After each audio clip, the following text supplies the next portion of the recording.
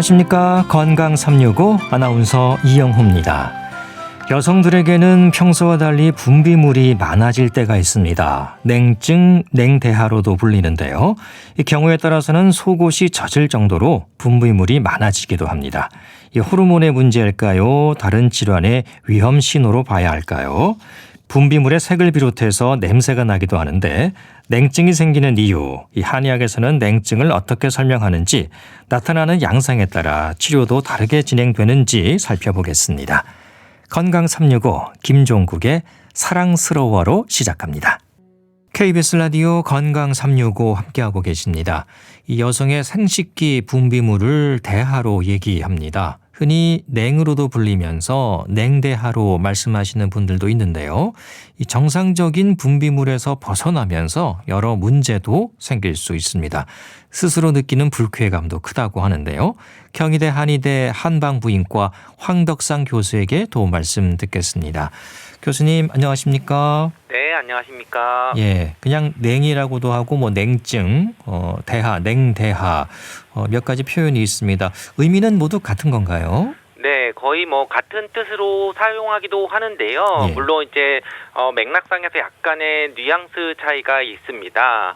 보통 우리가 이제 냉이라고 하면은 이제 뭔가 차갑다. 우리 한자로 말 그대로 이제 차가운 냉자를 쓰는데 결국은 이것은 질에서 나오는 분비물을 뜻하는 일반적이고, 이 분비물이 꼭 병은 아니고 정상적인 분비물일 수도 있고 비정상적인 분비물일 수도 있고요.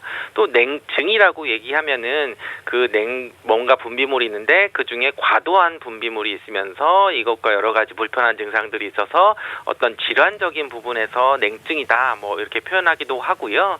또 이제 다른 면에서 뭐 우리가 수족냉증이라고 하는 거는 좀 다른 뜻으로 사용되는 그런 냉증이기도 합니다. 그리고 우리 대하라고 하는 말은 한자를 보면 알 수 있는데, 우리 허리띠 말할 때 그 허리띠 대자를 쓰고요. 그리고 이제 아래 하자라는 것은 이제 뭔가 흐른다, 아래로 간다, 그래서 허리 아래로 뭔가 흐르는 질환들, 그래서 뭔가 질 분비물이 과한 그런 병적인 부분을 표현할 때 대하, 냉대하 이렇게 같이 붙여서 쓰기도 합니다. 네. 몇 가지 단어가 있지만은 여성들에게 생길 수 있는 분비물을 뜻한다고 보면 되는 거죠. 네, 그게 기본적으로 분비물을 이제 냉 또는 냉대하라고 얘기를 하는데요. 또 이게 한의학적인 그런 용어를 봐도, 표준 한의학 용어집을 봐도 여성 생식기에서 나오는 출혈 이외의 질 분비물, 이럴 때 생리적인 의미에서의 그런 대하라고 하는 것은 분명히 이제 생식기 점막에서 이제 정상적으로 어떻게 흡윤하는 분비물들을 지칭을 해서, 그런 것들이 보통은 잘 흡수가 돼서 잘 외부로 흐르지는 않지만 어떤 생리 주기나 특정한 그런 몸 컨디션에 따라서 분비되는 것들을 이제 대하라고 볼 수도 있고요. 또 이제 병리적으로 보면은 이제 한의학에서 이제 냉대학을 했을 때 좀 광범위하게 여성 질환 전반들, 어떤 생식기 감염이라든지 이런 거를 좀 포괄할 수도 있고, 또 이제 약간 좁게 하면은 그 중에서 출혈 이외에 분비물이 어떻게 좀 나타나는 것들로 해서 여러 가지 그런 색깔이나 또는 다른 재반 증상들이 있느냐에 따라서 어떤 질환명으로 국소적으로 사용하고 있습니다. 네. 그렇다면 정상적인 분비물과 비교해 볼 때 이런 냉증, 냉대하는 어떻게 나타납니까? 네, 기본적으로 이제 아무래도 생식기에서 나오는 그런 분비물이 뭐 다양한 성상으로도 나타날 수 있는데요. 정상적으로는 이제 질을 보호하고 어떤 그 내부의 미생물이나 이런 것들이 좀 정상적으로 있는 균들이 있는 것들도 정상일 수도 있어서, 기본적으로 뭐 어느 정도의 그런 냉증이라든지 분비물은 있는 게 자연적일 수 있는데요. 기본적으로 정상적이라고 할 때는 또 이제 항상 있는 것보다는 뭐 이제 생리를 시작하고 나서 또는 생리 전후 또는 이제 배란기 때 이렇게 나타날 수가 있는데, 이럴 때는 이제 뭐 색깔도 없고 무색이고 또 이제 약간 냄새도 그렇게 나지 않고 오히려 뭐 가렵거나 굉장히 찐득하거나 뭐 덩어리가 있거나 그러지 않은 여러 가지 증상들이 없는 경우들은 정상적인 그런 분비물로 볼 수도 있고요. 그렇지만 이제 비정상적인 분비물일 때는 이제 색깔이 다양하게 나타날 수 있습니다. 그냥 정말 이제 뭐 하얗게 뭐 우유 빛깔이 날 수도 있고, 또는 뭐 노랗거나 또는 심지어 이제 약간 녹색처럼 나는 경우들도 이제 염증이 심하거나 뭔가 감염이 되는 경우들이 있을 수 있고, 양도 갑자기 많아지거나 이제 냄새도 뭐 심지어 뭐 비린내라든지 뭐 또 썩은 내를 굉장히 불쾌한 냄새가 날 수도 있고, 뭐 덩어리가 있다든지 또는 장열감이라든지 뭐 가렵거나 뭐 통증이나 이런 여러 가지들 뭔가 정상과 다른 범주의 그런 것들이 나타날 때는 뭐 비정상적인 어떤 질환으로 인해서 나타나는 냉대하로 볼 수 있습니다. 그렇군요. 그러니까 색깔이 좀 맑은 색을 띠어야 하고 냄새도 없어야 하는 게 정상적인 건데 이런 문제가 생기면 이제 비정상적으로 봐야 되는 거군요.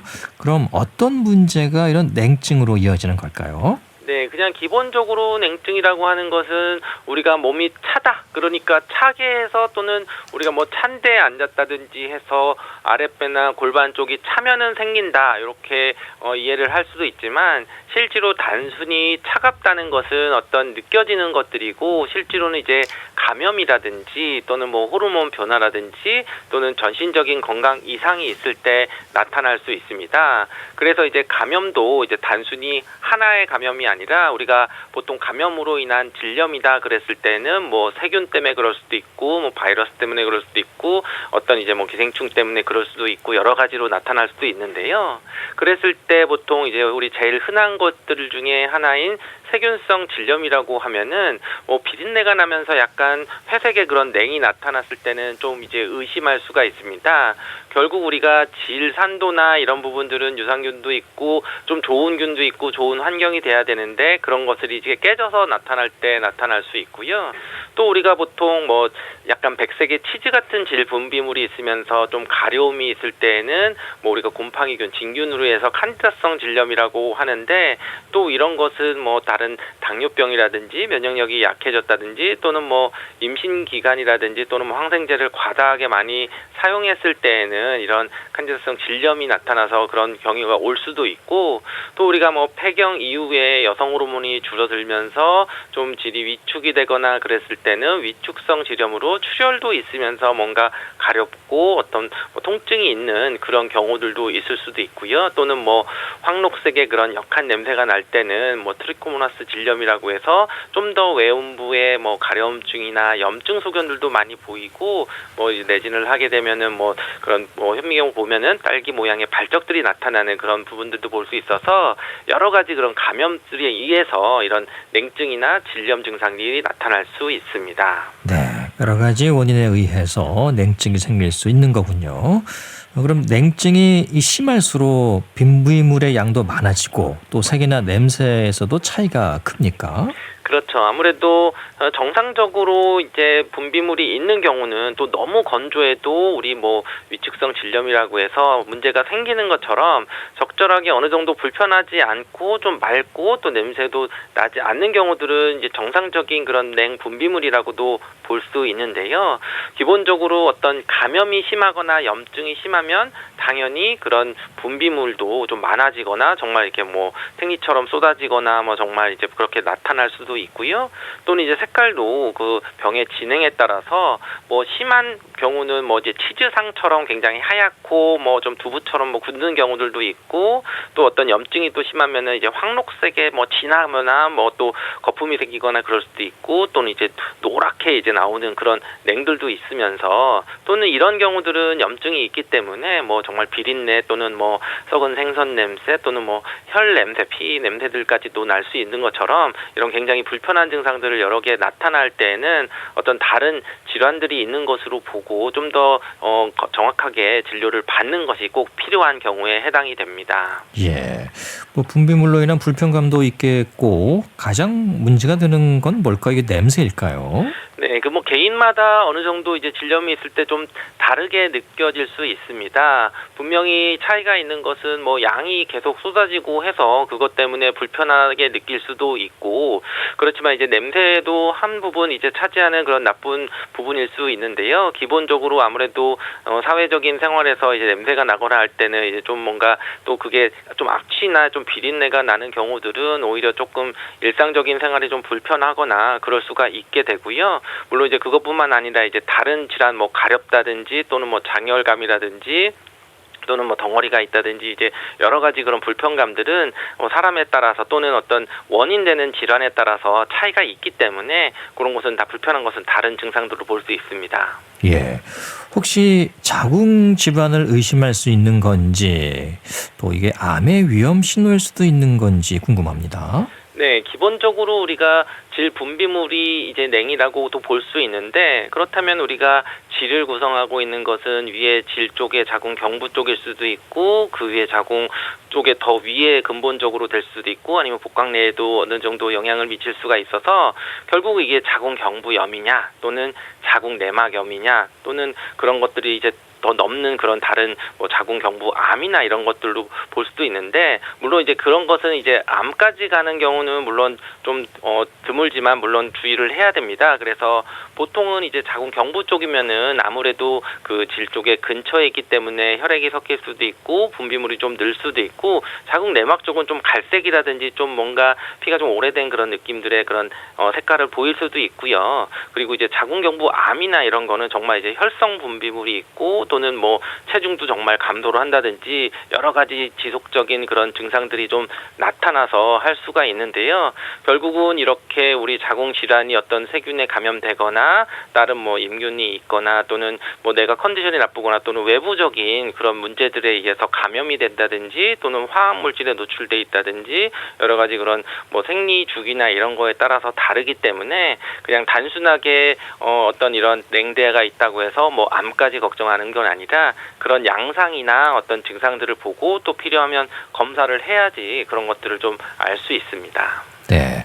일단 어느 균에 감염이 된 건지 균 검사가 중요하겠죠. 원인균이 있겠죠. 그렇죠. 그래서 보통 세균성 질염이라고 하면은 기본적으로 뭐 증상들도 보고 양상도 보고 어떤 분비물의 형태 또는 재반 증상들을 문진을 하면서 보게 되지만 결국은 또 이제 도말 검사라고 해서 그 분비물을 이제 현미경으로 보거나 했을 때 원인 검사를 보는 균 검사를 하게 됩니다. 배양을 하고 그랬을 때 이제 그 나타나는 그런 균에 따라서 세균이냐 또는 뭐 곰팡이냐 또 이제 원충이라고 해서 뭐 기생충 일종이나 이런 것들에 따라서 뭐 세균성 질염이냐 또는 뭐 진균이면 칸디다성 질염이냐 뭐 또는 트리코모나스 질염이냐 이런 것들을 볼 수 있는데요. 이랬을 때 기본적인 증상들에 따라서 완전히 구별이 되는 것들이 좀 차이는 있지만 이 확진을 하거나 어느 정도 좀 명확하게 진단을 하기 위해서는 이런 균 검사를 하게 되고요. 그리고 단순히 또 이런 균 검사뿐만 아니라 이 문진을 통해서도 굉장히 중요한데 예를 들면 뭐 분비물이 언제 시작을 하고 뭐 어떤 형태가 되고 또는 뭐 가려움이나 자결감, 통증이나 뭐 이러한 궤양이 있다든지 또는 외부 생식기 쪽에 어떤 그런 질환이 있는지나 이런 것들도 뭐 확인을 할 수도 있고 또는 생리 주기와 관련성이 있느냐 또는 뭐 다른 뭐 세제나 뭐 비누나 뭐 다른 질 로션 제품이나 이런 것들에 대한 사용 경험이나 이런 것들을 보면서 어떻게 보면 다 같이 병행을 해야지 이런 여러 가지 그런 원인들을 정확히 알 수 있습니다. 네. 균에 감염되면 뭐 가려움증이라든지 불편감이 많이 클 것 같습니다. 네, 기본적으로 뭐 처음에도 말씀드렸던 그런 뭐 냄새가 나거나 하는 것들은 어떻게 보면 이제 본인이 또 개인적으로 느끼는 걸 수도 있고 사회적으로도 뭐 대인적으로 좀 불쾌감을 가지는 거지만 실제로 이렇게 가려움증이 심한 경우 특히 이렇게 뭐 칸디다성 질염이라든지 뭐 세균성 질염이 있을 때에는 오히려 가려움이 심하고 또 트리코모나스 질염도 오히려 질 입구의 자극감이라든지 뭐 발적이라든지 가려움이 심한 경우들이 있어서 이럴 때는 아무래도 이제 염증이 더 심하게 나타나는 경우들은 오히려 이제 그런 소양감이나 또는 뭐 통증, 배뇨통이나 소변을 볼 때 또는 이제 외음부가 좀 많이 부풀어 오르거나 뭐 또는 궤양이 있거나 이런 여러 가지 증상들이 나타나서 여러 가지 증상이 더 심하게 나타나는 경우도 있는데 이럴 경우는 꼭 뭐 자가적으로 개선이 되는 것보다는 꼭 의료기관에 방문을 해서 치료를 꼭 받아야 되는 경우들이 많습니다. 네. 그 질염이 있어도 이 냉증 증상이 생길 수 있는 거죠. 그렇죠. 이제 냉증이라고 하는 거는 좀 보편적으로 하는 분비물이 있는 얘기를 냉증이라고 얘기를 하는 거고 그 원인이 되는 여러 가지 중에서 이제 질염이 이제 나타나는 경우들이 되고요. 그리고 질염은 말 그대로 이제 질의 어떤 감염, 이제 염증 뭐 이런 건데 이 염증이라고 하는 거는 항상 따라오는 게 발열, 부종, 동통이거든요. 결국은 이제 어떤 가려움증이라든지 발적 또는 이제 자결감, 어떤 열감이 있고 하는 부분에서 분비물도 이제 심하면서 또 심하면은 통증까지 있는 경우들은 분명히 이제 그런 내진을 하거나 또는 어떤 균 검사를 해서 그 해당 원인을 찾아서 그거에 맞는 치료 방법을 해야 되지, 단순히 질염이 있을 때 오히려 뭐 그냥 방치를 하거나 하면 안 되고요. 물론 이제 질염은 또 약간 반복되거나 이런 경우들도 많이 있거든요. 그러면은 뭐 항생제를 쓰거나 치료를 했지만 계속이 반복이 된다고 할 때는 오히려 내 몸에서 있는 체력들이 떨어지거나 면역력이 저하되어 있는 경우들을 또 고려를 할 수 있기 때문에 그것에 맞춰서 이제 한의학 치료를 또 같이 병행을 하는 것이 오히려 장기적으로는 질염이 재발되거나 하는 것을 좀 방지하고 예방할 수도 있습니다. 네. 혹시 이 불임의 가능성을 높인다거나 그런 부분은 없을까요? 네, 아무래도 이 냉증이 있거나 우리가 뭐 손발이 차거나 아랫배가 차면은 뭐 불임이나 난임이다 이런 얘기들을 많이 하게 되죠. 그렇지만 이런 냉대하증 자체가 있어서 불임과 연결되는 질환이 있느냐 이런 거는 좀 더 면밀히 봐야 되고 직접적으로 불임을 유발하지는 않을 수도 있습니다. 그렇지만 이런 냉증을 유발하는, 냉대하증을 유발하는 여러 가지 질환들이 있는데 그 중에서 이제 골반염의 그런 증상들이 있으면은 이제 골반염은 조금 더 이제 그 위쪽 부분에 있는 그런 염증들이 생기는 거고, 만성적으로 골반염이 있을 때는 이제 자궁뿐만 아니라 이제 난관까지도 뭔가 자꾸 염증이 생기는 거고, 그런 걸로 인해서 냉증이라든지 분비물이 나타나는 경우들이 있거든요. 이럴 때는 이제 골반 염증이 만성화되고 하면은 오히려 이제 난관이라든지 뭐 이제 나팔관이나 이런데 유착을 시키거나 뭔가 이제 좀 상처가 생겼을 때 그게 회복이 되면서 막히는 경우들이 있거든요. 그러면 구조적으로 이제 난임이나 불임을 유발할 수 있는 난관 폐색이나 이런 것들을 유발할 수 있기 때문에 그냥 단순히 냉대야가 있다고 불임은 아니지만 그 냉대야가 있는 원인 질환 중에서는 그런 불임을 유발할 수 있는 거 있기 때문에 만성적으로 되는 경우들이나 할 때는 무조건 방치를 하거나 그냥 자연히 하는 것보다는 임신을 목표로 하거나 가임기 여성인 경우들은 적절한 검사를 하고 치료를 하는 것이 오히려 이제 좀 더 안전하고 임신을 잘할 수 있는 방법일 수 있습니다. 그렇군요. 냉증이 있는 여성들은 그 쑥좌욕을 많이 하시더라고요. 이게 도움이 될까요? 네, 기본적으로 아무래도 가렵거나 뭔가 톡톡 건조하거나 또는 아픈 냄새 나는 것 때문에 또 이제 쑥향도 좋고 오히려 이제 그러면서 좌욕 같은 거를 하게 되는데요. 기본적으로 뭐 쑥이라는 것과 좌욕이라는 것들이 있는데 좌욕 자체도 어떻게 보면 이제 따뜻한 물로 해서 국소적으로 혈류순환도 좋게 하고 자궁이나 또는 골반 쪽에 혈류순환도 좋기 때문에 여성 질환을 예방을 한다든지 좀 뭔가 이제 염증을 좀 빨리 좀 회복을 시키거나 하는 쪽에 분명히 도움이 됩니다. 거기에 이제 쑥이라고 하는 것도 한약재에서는 기본적으로 몸의 냉기도 빼주고 이제 국소적으로 여성 골반 쪽에 혈류순환을 굉장히 도와주면서 또 염증도 좀 줄여주는 그런 효과들이 있거든요. 결국 이 두 가지를 같이 했을 때 여성 이제 생식기 쪽으로 오는 염증도 없애주고 국소적으로 회복도 시켜주고 또 이제 쑥이라고 하는 게 우리가 온경시켜주고 하는 것처럼 여성 건강에 좀 도움이 되기 때문에 그런 쑥 좌욕을 하시는 것도 좀 도움이 될 수 있습니다. 그렇지만 이제 조금 조심하셔야 되는 부분들은 직접 감염이 심하거나 염증이 심한 경우에는 단순히 이렇게 쑥 좌욕으로만 해서는 또 안 되는 경우들도 있거든요. 그리고 또 이제 냉증이 있을 때 좀 더 이제 상위의 어떤 그런 질환이 있을 때는 그 외부적으로 하는 쑥 좌욕으로만 치료가 다 되지 않기 때문에 정확한 원인을 찾아서 또 필요하면 뭐 염증을 치료하거나 다른 그런 원인 질환들을 치료를 먼저 하시고, 그런 것들이 좀 나았는데 냉증이 좀 있거나 증상들이 계속 있을 때는 같이 이제 뭐 자가 집에서 할 수 있는 쑥 좌욕을 하시거나 또는 이제 좌운을 하시거나 이런 부분들을 좀 주의를 하시는 게 좋고, 또는 이제 쑥이 또 아무 쑥이나 하는 게 아니라 한약재로 쓰는 쑥들 또 요즘에 이제 뭐 어떻게 보면 이제 잡풀이 섞이거나 좀 비위생적인 어떤 그런 잡풀이 좀 섞여 있는 경우들은 오히려 또 건강을 위해서 했다가 건강을 해치는 경우도 있기 때문에 그런 것도 좀 명확하게 확인을 하시고 건강하게 하는 것이 좋습니다. 예. 한의학에서는 냉증의 원인을 어디서 찾을까요? 콩팥 기능이 좀 문제가 있어도 생길 수 있는 건가요? 네, 기본적으로 뭐 콩팥 기능이라고 해서 이건 용어에서 조금 차이가 있을 수 있는데요.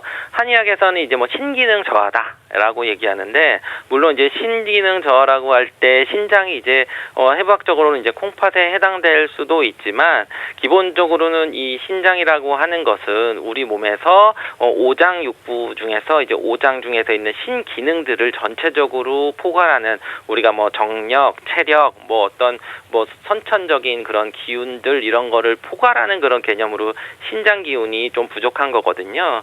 결국은 이 신장이 주관하고 있는 게 우리 몸에서 있는 생식기 건강과, 어떻게 보면 우리가 양기, 우리 몸을 뜨겁게 하거나 전체적으로 몸을 수분을 돌리는 그런 부분들을 담당하는 게 신장이 되는데요. 결국은 바로 이 신장이 좀 약해지면은 우리가 신어가 된다. 우리 몸에서 양기가 부족해진다, 우리가 뭐 정력이 약해진다, 이런 것처럼 양허가 되니까 아무래도 이런 냉증, 뭔가 차가운 것들이 많이 생기는 그러한 것들이 많이 오게 되는 그런 기본도 되는 부분들이 있습니다. 그래서 이러한 냉증 중에서 한의학에서는 크게 허증과 실증으로도 나눌 수 있는데요. 냉증이라고 해서 한 가지 원인이 있는 게 아니라 내가 몸의 면역력이 떨어지고 체력도 떨어지고 굉장히 몸이 차가워지는 그런 형태로 나타나는 허증인 경우에 냉증이 나타나는 경우들은 이 신장 기능, 특히 이제 신양허인 경우에 나타난다고도 볼 수 있고요. 그렇지만 오히려 이제 실증이라 그래서 뭔가 열이 쌓이고 염증이 심해지고 막 감염이 되고 하는 것은 한의학에서도 이제 신장 기능이 아니라 오히려 습열이라 그래서 뭔가 노폐물이 쌓이거나 이런 것들로 해서 오히려 이럴 때는 이제 열이 굉장히 습열이라 그래서 꿉꿉한 그런 상태가 돼서 염증이 많이 생기고 분비감도 생기고 뭐 냄새도 많이 나고 이제 색깔도 노랗게 되거나 진해지는 그런 것들이 될 때에는 오히려 이제 습열을 좀 없애주는 그런 치료 방법도 될 수가 있어서 우리가 한의학에서도 이런 것들은 처방들이 좀 나눠지고 이런 변증을 통해서 치료를 하고 있습니다. 예. 그 여성의 몸은 차게 하면 안 된다는 말도 하지 않습니까? 예, 그런 부분도 냉증과 연관이 있을까요?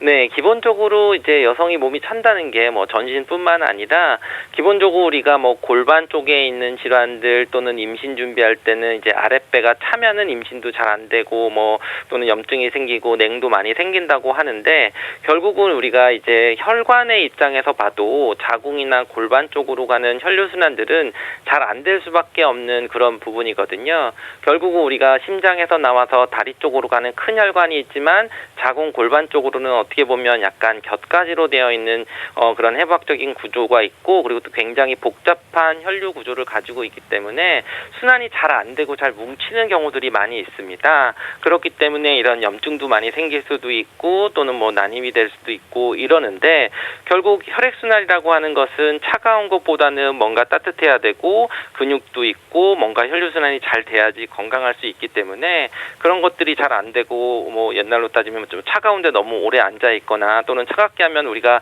뭐 몸에 감기가 걸리듯이 여성에게 있어서 뭐 방광염도 자주 올 수도 있고, 또는 이러한 냉대하증이나 어떤 질염이나 이런 것들이 뭐 만성적으로 자꾸 재발하고 하는 것들이 있으면서 그것과 더불어 뭐 생리통이라든지 뭐 생리불순이라든지 이런 것들이 나타날 수가 있거든요. 그런 것들이 이제 우리 몸 전체를 뜨겁게 하는 것보다는 좀 이제 골반 주변에 혈류순환이 잘 되게, 너무 차지 않게 좀 어느 정도 혈액순환이 잘 되는 따뜻한 것을 좀 유지하는 게 좋고, 또는 계절에 맞춰서 복장이나 이런 것도 너무 허리나 이런 게 쪼이지 않는 그런 복장을 하는 것이 여성 건강에 있어서는 좀 유리할 수 있습니다. 네, 오늘 여성 냉증에 대한 도움 말씀 들었습니다. 고맙습니다. 감사합니다. 경희대 한의대 한방부인과 황덕상 교수였습니다. KBS 라디오 건강 365 함께하고 계십니다. REF의 이별 공식 듣고 계속 이어갑니다.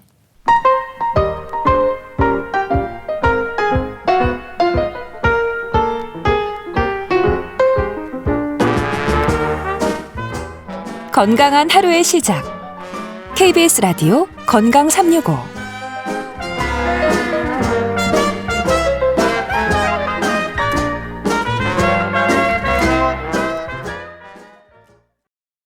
KBS 라디오 건강 365 함께하고 계십니다. 책으로 살펴보는 건강 이야기 북칼럼니스트 홍순철 씨 함께합니다. 안녕하십니까? 네, 안녕하세요. 네, 오늘 가져오신 책의 제목이 이토록 위대한 장, 입니다. 그렇습니다. 그 우리 소화기관에 대한 내용인가요? 그렇습니다. 장이 참 놀랍고 신비로운 기관인 것 같아요. 예. 최근 들어서 이 장에 대한 여러 가지 연구들이 의학적으로 많이 진행이 되고 있는데 우리 장 속에 무려 100조 마리의 미생물들이 살고 있다고 그래요. 예. 정말 대단하죠. 그러네요. 총 2kg 분량의 미생물들이 살고 있고 장이 단순히 이제 소화기관일 뿐만이 아니고 각 신체 기관과 에너지와 호르몬을 주고받고 있다고 그럽니다. 예. 그러면서 최근 밝혀진 연구 결과에 따르면 우리가 장을 제2의 뇌라고 부를 정도로 상당히 신경세포가 발달해 있다라고 알려지고 있죠. 면역세포의 80%를 관할하고 교육시키고 또 우리 몸속에서 일종의 건강 감시국의 역할을 하는 곳이 장이라고 그럽니다. 예. 그리고 우리가 알고 있는 요즘에 중요한 이 호르몬들 있지 않습니까? 네. 뭐 예를 들어 행복 호르몬 세로토닌을 비롯해서 20여 개의 호르몬이 장에서 만들어진다고 그래요. 이렇게 중요한 장인데 우리는 이 장에 대해서 이야기하는 걸 사실 좀 꺼려하고 있습니다. 왜냐하면 일종의 선입견을 갖고 있기 때문인데요. 장 그러면 소화기관, 냄새 나는 곳, 지저분한 곳이라고 생각하기 때문이라는 거죠. 예. 오늘 소개해드리는 이토록 위대한 장, 이 책이 처음 출간된 게 2014년입니다. 이번에 개정 증보판이 다시 선보여진 건데 당시 독일의 신의 의학자인 줄리아 앤더스라는 분이 책을 통해서 미지의 세계인 장으로 독자들을 초대를 했었습니다. 그리고 이 책이 전 세계적으로 800만 부 이상 팔렸다고 그래요. 예. 엄청난 성공을 거둔 거죠. 네. 보통의 의학 서적이라고 하면 좀 딱딱하고 조언일색이고 전문 용어가 등장하기 쉽지만 이 책은 누구나 쉽게 읽을 수 있도록 전문 용어를 배제하고 상당히 쉽게 설명이 돼 있고 또한 동생이 일러스트 작가인데 질 앤더스라는 분이 아주 그림을 재미있게 그려서 재치 있는 일러스트가 함께 들어가 있습니다. 그래서 책을 펼치면 상당히 유쾌하고 상쾌하고 통쾌하게 우리 몸속의 기관인 장의 기능과 역할 그리고 건강한 장을 유지하는 방법을 배울 수 있다라는 거죠. 책을 통해서 장 건강이 행복한 삶의 지름길이다라는 사실을 깨닫게 됩니다. 네. 그러니까 그림책 아니면 또 약간 만화책 보듯이 좀 그렇습니다. 재미있게 네. 볼 수 있는 책인 것 같습니다.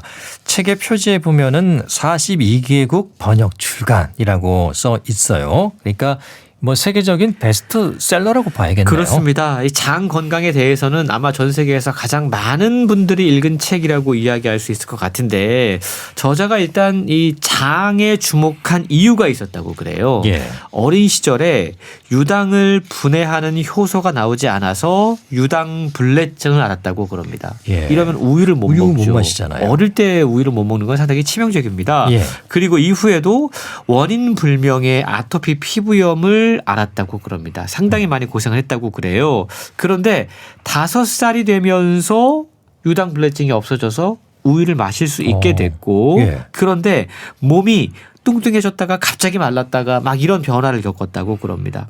그리고 심지어는 다리에 작은 상처가 났는데 이게 한 달 넘게 아물지 않아서 병원에 가서 연고를 처방을 받았는데 3주 후에 이런 상처가 다리, 얼굴, 등까지 번지는 일까지 경험했다고 그래요. 보통은 이럴 때 아토피 피부염이라고 생각을 하죠. 그래서 부실피진 호르몬제인 코르티손을 먹어서 약간 좀 나아졌다고 그럽니다. 근데 이런 증상이 계속 반복되더라는 거죠. 이렇게 17살 때 원인 불명의 피부병을 앓으면서 이 문제가 피부의 문제가 아니라 다른 곳에 원인이 있을 수 있겠구나라는 생각을 했다고 그래요. 예. 그리고 장과 소화기관에 관심을 갖게 된 거죠. 2012년에 의대생일 때 독일의 사이언스 슬램이라고 하는 유명한 과학 경연대회가 있습니다. 석사, 박사 과정의 학생들이 나와서 자신들이 연구하는 주제를 재미있게 전달하는 강연쇼인데 여기에서 매력적인 장을 주제로 1등을 차지합니다.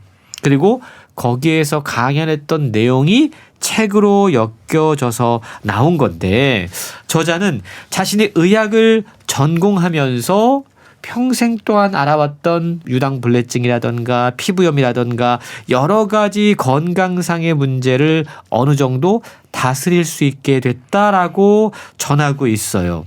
그리고 본인이 직접 장에 대한 책을 쓴 이유를 장에 대한 여러 가지 놀라운 의학적인 연구 논문들이 발표가 되고 있는데 이게 의학계에서는 널리 확산되고 있지만 일반 대중들은 이거에 대해서 모르고 있다는 사실이 안타까웠던 거죠. 예. 그래서 책을 통해서 대중들에게 장 건강의 중요성을 알리고 싶었다라고 이야기하고 있는데 저자는 장은 줄기세포만큼 유망하다라고 하면서 지금 장에 대해서 발견되고 있는 새로운 의학적인 사실들이 우리의 삶 전체를 개선해 줄 것이다 라고 자신 있게 이야기를 하고 있습니다. 그동안 음식을 소화하고 몸의 찌꺼기를 처리하는 기관으로만 알고 있던 장이 이 책을 읽으면 얼마나 복잡하고 또 제목처럼 이토록 위대한 신체 기관인지 알게 된다라는 거죠. 네. 책을 쓰신 분이 이제 의사고요. 본인이 직접 경험했던 어린 시절의 경험이 이 장 건강에 관심을 갖게 됐고 또 이 장이 얼마나 복잡하고 또 위대한 기관인지를 깨닫게 됐다는 거네요. 그렇습니다. 예. 얼마나 위대합니까, 장이? 일단 장이 우리 몸속에서 하는 역할을 뭐 다들 아시겠지만 짧게 한번 설명할 필요가 있을 것 같아요. 네. 우리 음식이 우리 몸에 들어오는 경로가 있죠. 입에서 시작해서 장 끝에서 끝납니다. 이게 음식물이 소화되고 배설되는 과정인데 이 과정을 차분히 소개하면서 소화기관에 대한 우리가 미처 몰랐던 흥미로운 사실들을 알려주고 있어요. 네. 우리가 음식물을 삼키게 되면 이 음식물이 식도로 넘어가서 위에 도달하고 소장과 대장으로 나아가게 됩니다. 이때 각각의 장기들은 자신들이 맡은 역할을 충실하게 하게 되는데 예를 들어서 위는 음식물들을 꿀렁거리면서 흔들기 시작하죠. 그리고 작은 알갱이로 쪼개서 소장으로 보낸다고 그럽니다. 소장에는 미세한 육모들이 빽빽하게 나 있는데 그 덕분에 음식물이 소장에서 마치 죽과 같은 상태가 됩니다. 그리고 대장으로 이동하는 거죠. 예. 음식물 찌꺼기의 마지막 도착지인 대장에서는 이 찌꺼기를 잘 보관하고 있다가 몸 밖으로 밀어내는데 이게 바로 소화의 전체적인 메커니즘이라는 겁니다. 책을 펼치면 이 책은 똥 이야기로 시작을 해요. 예. 아침에 일어나서 화장실 볼일을 시원하게 보고 나면 하루가 편안하다. 왜냐하면 이것이야말로 몸이 건강하다는 신호이기 때문이다라고 이야기를 하고 있는데 그러면서 어떤 자세가 보다 좀 시원하게 일을 볼 수 있는 자세인지도 함께 소개를 해줍니다. 웅크리거나 쪼그려 앉은 자세. 책에 보면 우리가 요즘은 이제 좌변기에 앉아 있는데 그 다리 받침대를 놓고 허리를 약간 숙이는 것이 오히려 장을 쭉 펴게 하는 모양이기 때문에 훨씬 더 볼일을 시원하게 볼 수 있다고 그럽니다. 예. 그리고 이게 기분 탓만은 아니라고 그러는데 자세도 중요하고 이런 식으로 하루를 상쾌하게 시작하면 하루의 기분이 좋아지고 우리의 몸은 건강의 사이클 속으로 진입하게 된다라고 설명하고 있습니다. 예. 받침대를 놓는 게 좋다는 거군요. 그렇습니다. 한번 고려해 봐야겠습니다. 예. 그걸 또 그림을 그려서 이렇게 상세하게 쉽게 맞습니다. 설명을 해주고 있는 책입니다. 이 똥, 변은 특히 이제 아이들이 많이 좋아하죠. 그렇죠. 예. 얘기만 해도 웃고 그러는데 까르르고 그렇습니다. 냄새 난다고 예. 코를 막고 그러죠. 맞습니다.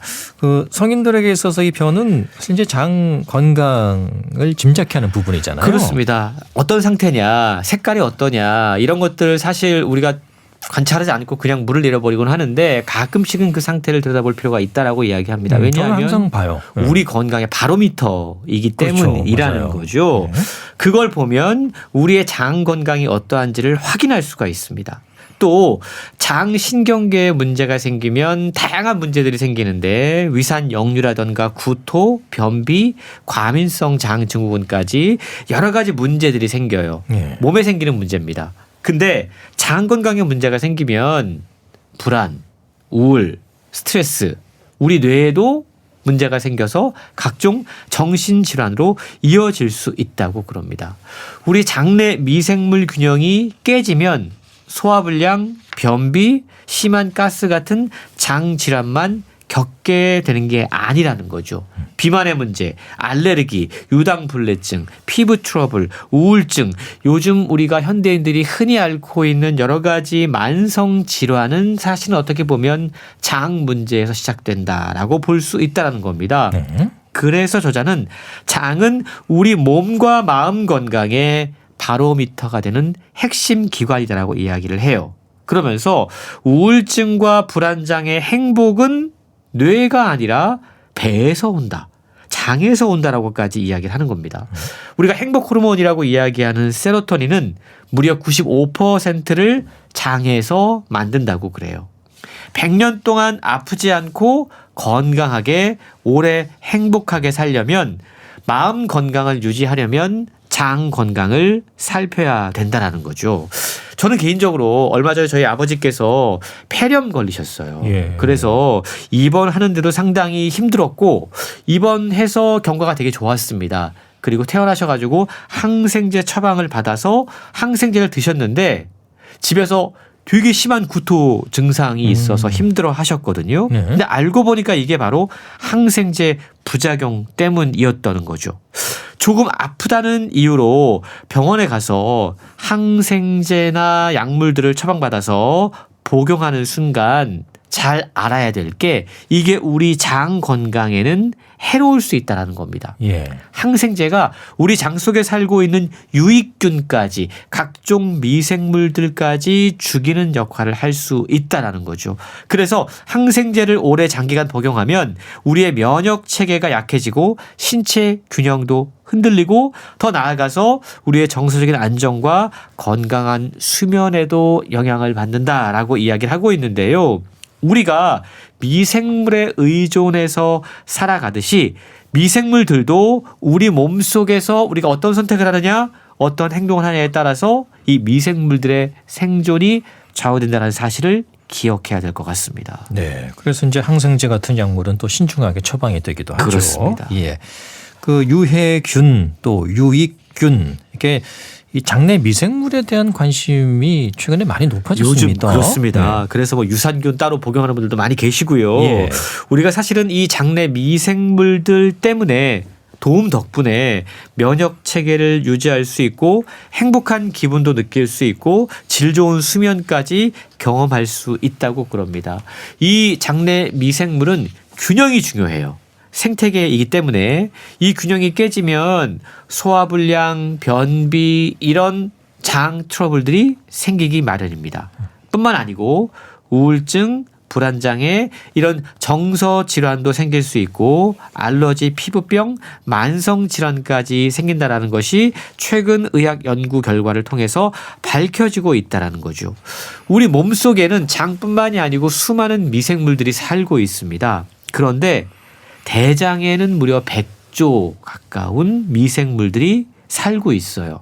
그래서 장 건강의 핵심인 게 바로 미생물 균형 상태라고 그러는데 우리 몸속에는 다양한 미생물이 살고 있고 특히 장에는 좋은 미생물 그리고 나쁜 미생물이 공존하고 있습니다.